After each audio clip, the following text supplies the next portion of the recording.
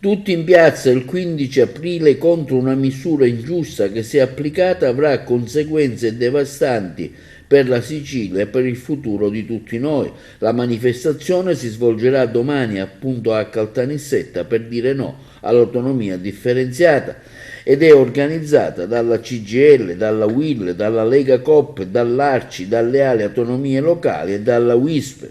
È il momento che le istituzioni, l'associazionismo, le forze sociali, i siciliani scendano in campo contro una misura che relegherà la Sicilia ai margini del Paese e dell'Europa, precludendone ogni possibilità di sviluppo.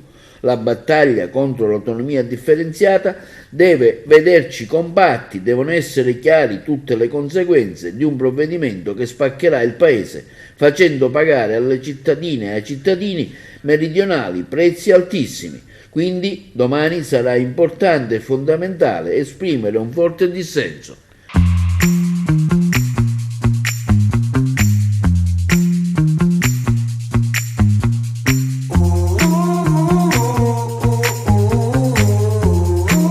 Le condizioni della Sicilia, ma del Mezzogiorno in generale, sono delle condizioni estremamente gravi per quanto riguarda soprattutto alcuni settori. Parlo della sanità, parlo sicuramente del sistema di istruzione della nostra regione che, come sappiamo, è ultima nelle classifiche per quanto riguarda per esempio le università, e mi riferisco alle classifiche che Censis ha pubblicato di recente e che vede gli Atenei di Catania e di Messina agli ultimi posti.